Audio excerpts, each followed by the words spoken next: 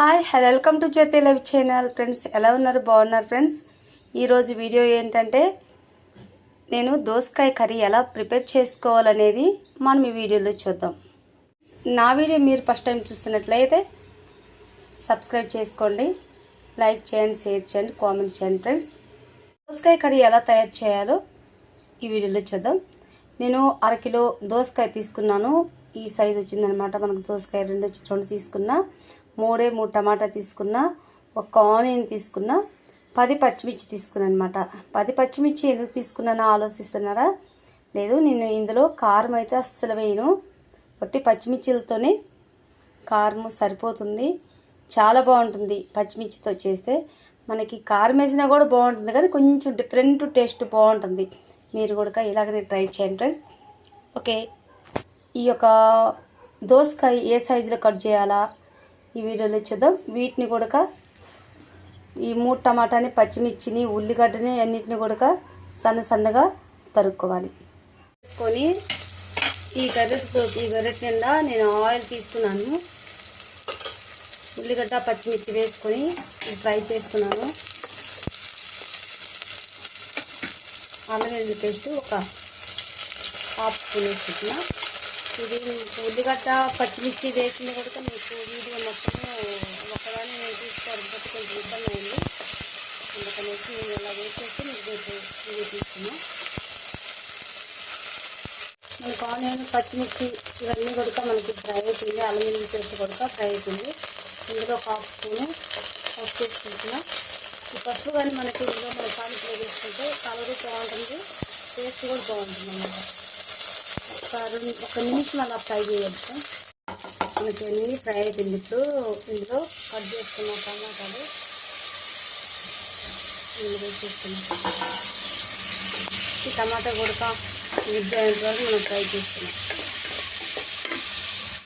దోసకాయ ముక్కలు ఈ సైజులో నేను కట్ చేసుకున్నాను అన్నమాట. చూడండి,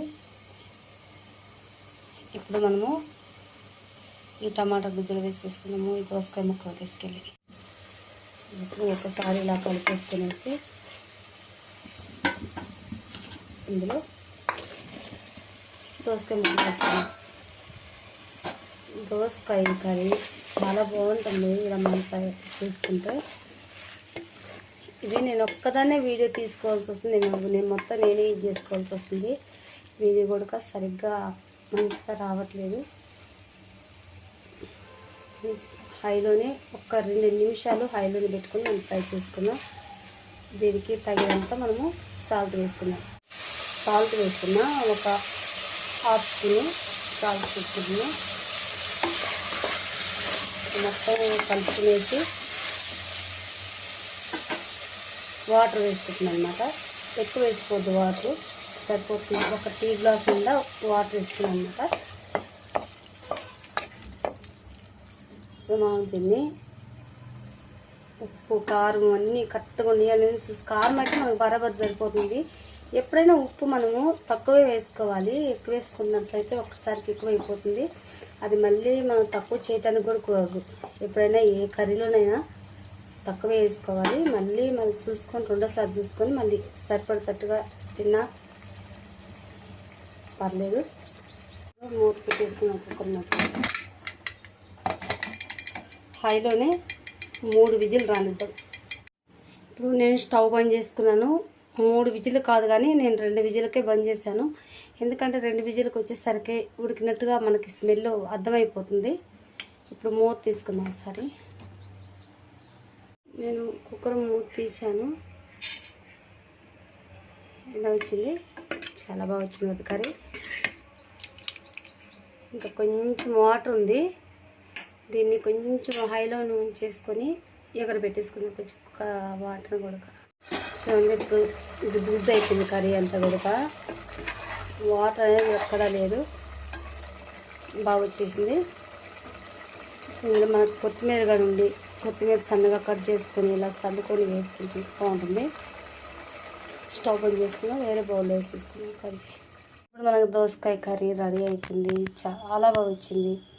కారం, ఉప్పు మనకు అన్నీ కూడా బరబరి. ఇందులో మనకి ఏ ఒక్క మసాలా మాత్రం ఏమీ వేయలేదు. ధనియాల పౌడర్ కూడా వేయలేదు. న్యాచురల్గా ఇలా చేసుకొని తింటే ఆరోగ్యానికి కూడా మంచిది. గరం మసాలాలు అవి ఇవి మనము వేసుకుందాం, కూరలలో వేసుకుంటే మనకి గ్యాస్ ఫామ్ ఎక్కువైపోయి మనకి చాలా అనారోగ్యాలు కూడా మనకి ఇదైతే ఎక్కువ శాతం నేను మసాలా మాత్రము దేంట్లో ఎక్కువ గరం మసాలా ఎక్కువేను.